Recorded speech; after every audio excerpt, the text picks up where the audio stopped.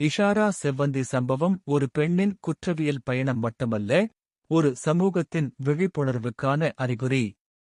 ஒரு சமூகம் தனது முன்னேற்றத்தை அளவிடுவது கல்வி, பொருளாதாரம் அல்லது தொழில்நுட்ப வளர்ச்சி மூலம் மட்டுமல்ல, அதன் மனித பண்பு, நீதிச் சிந்தனை மற்றும் பெண்களின் நிலை ஆகியவற்றின் மேல்தான் ஒரு நாட்டு நெறி தங்கியுள்ளது. இஷாரா செவ்வாந்தி சம்பவம் இலங்கை சமூகத்தில் பெரும் அதிர்வை ஏற்படுத்தியது. ஒரு இளம்பெண் சட்ட மன்றம், குற்றவியல் வழக்குகள், தப்பித்தல், வெளிநாட்டு கைது என பல பரபரப்புகள் நிறைந்த இந்த நிகழ்வு வெறும் குற்றச் செய்தி அல்ல, இது பெண்களின் சமூக பாதை திசைமாறல் மற்றும் சமூகம் அவர்களுக்கு வழங்கும் வழிநடத்தல் பற்றிய ஆழ்ந்த சிந்தனையை உருவாக்குகிறது.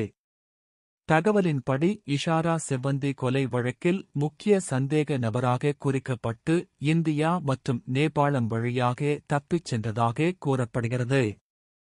பின்னர் நேபாளத்தில் கைது செய்யப்பட்டு இலங்கைக்கு மீண்டும் கொண்டு வரப்பட்டார்.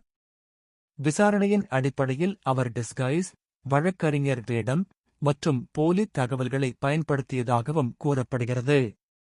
இது ஒரு குற்றவியல் சம்பவம் என்றாலும் இதன் மையத்தில் ஒரு பெண், அவளது முடிவுகள், சமூக பின்னணி, கல்வி மற்றும் வாழ்க்கைச் சூழல் ஆகியவை அடங்கியுள்ளன. இவ்வாறான வழக்குகள் ஒரு நபரின் தவறாக மட்டும் பார்க்க முடியாது, அவை ஒரு சமூகத்தின் வழிநடத்தலின் குறைபாட்டையும் வெளிப்படுத்துகின்றன. பெண்களின் சமூக நிலை ஒரு பின்னோக்கம்.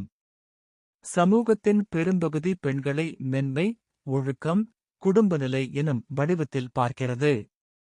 ஆனால் தற்போதைய காலகட்டத்தில் பெண்கள் கல்வி, வேலை, அரசியல், தொழில்நுட்பம் என பல துறைகளில் முன்னேற்றம் அடைந்துள்ளார்கள். இதுவே சிலருக்கு வாய்ப்பாகவும் சிலருக்கு சவாலாகவும் மாறுகிறது. பல பெண்கள் சமூகத்தால் வழங்கப்படும் தளங்களை பயன்படுத்தி உயர்ந்த நிலைகளை அடைகின்றனர். ஆனால் சிலர் தவறான வலையமைப்புகளில், கிரைம் நெட்வொர்க்ஸ், அண்டர்வர்ல்ட் இன்ஃப்ளூயன்ஸ் சிக்கி வாழ்க்கையை திசைமாறச் செய்கிறார்கள். இஷாரா செவ்வந்தி வழக்கு அதற்கு ஒரு எச்சரிக்கை ஒளி. பெண்கள் சமூகத்தில் குற்றம் அல்லது தவறான பாதையில் செல்லும் காரணங்கள் பலவாக இருக்கலாம். 1. குடும்பச் சூழல் மற்றும் வளர்ப்பு. அன்பு, ஆதரவு, நம்பிக்கை ஆகியவை இல்லாத குடும்பங்கள் இளம் பெண்களை வெளியுலக கவர்ச்சிகளுக்கு தள்ளிவிடுகின்றன. 2. அன்பு அல்லது உறவு துரோகம். சிலர் உணர்ச்சியின் பேரில் குற்றவியல் வலையமைப்புகளுக்கு இணைந்து விடுகின்றனர். உணர்ச்சி தீர்மானங்கள் பல நேரங்களில் வாழ்க்கையின் வழியையும் மாற்றுகின்றன. 3. சமூகத்தில் அங்கீகாரம் தேடும் முயற்சி. புகழ், பணம், மரியாதை போன்றவற்றை விரைவாகப் பெறும் ஆசை சிலரை தவறான வழியில் இட்டுச் செல்லும். 4. ஆண் ஆதிக்க மனப்பான்மை. பெண்களை பயன்படுத்தி அவர்களால் குற்றச் செயல்களில் ஈடுபடுத்தும் சில ஆண் குழுக்கள் உள்ளன. இது பெண்களின் சுயநிலைமையை மங்கச் செய்கிறது.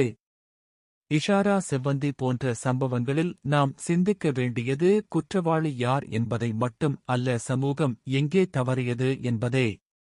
கல்வி முறை பெண்களுக்கு அறிவுடன் சேர்த்து மனப்பெருக்கமும் அளிக்க வேண்டும்.